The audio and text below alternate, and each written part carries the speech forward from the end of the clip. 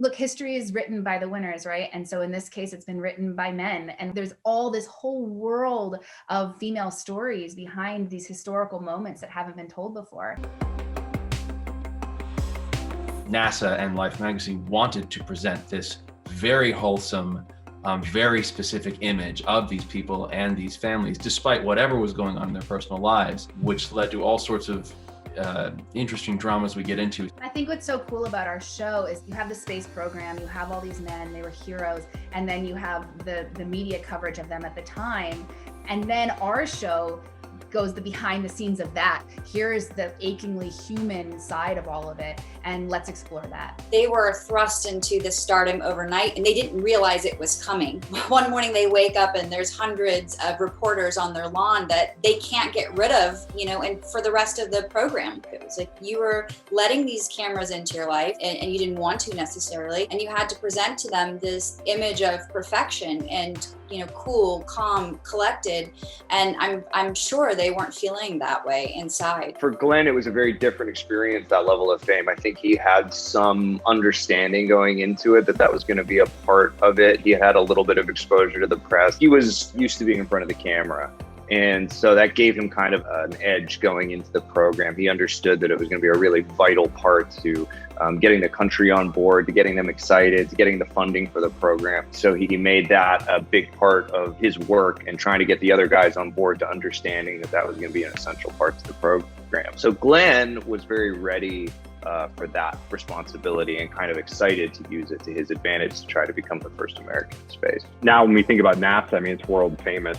People think about the moon landing and Apollo program, but back at Mercury at the beginning of this stuff, there was no definition, there was no roadmap. These guys were just launched, for lack of a better word, into international celebrity. Like I know Shepard particularly was really uncomfortable with that whole aspect of it and thought, as per usual with their line of work as test pilots, that the first person in space should be the one who's just, the data supports the best of the job, and really didn't know how to navigate this extra layer of competition with the public persona. Mr. Shepard, same question. What does your wife say about all this?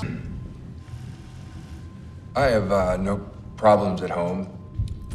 Watching the episodes, that's what I really grabbed onto as the audience was getting a look into the lives of the wives and the children, and how this whole situation and the pressure of the situation, not just because their fathers and husbands were risking their lives, but because there's all of a sudden all of this media attention on the family unit, not just the astronaut. So I think the exploration of that is going to be something that's hopefully really interesting to a wider audience as well. The women were a big part of the original concept of this. They're all fascinating people. Annie Glenn, who had a debilitating stutter and ends up later in her life overcoming it all by herself. Or Trudy Cooper, who was Gordon Cooper's wife, who was a pilot in her own right and a really good one. It seemed like now was the time to finally dig some of these stories out and tell them. I think it's good to show America that times have changed, but there was always this fight, that there was always this urge inside many women in America to do exactly what the men were doing. It just took history some time to catch up with what they actually had in them. Look, history is written by the winners, right? And so in this case, it's been written by men. And there's this whole world of female stories behind these historical moments that haven't been told before. And getting to bring light to that and getting to play characters like Trudy Cooper, who no one knows her name. And now I hope a lot of people will, because she was spectacular.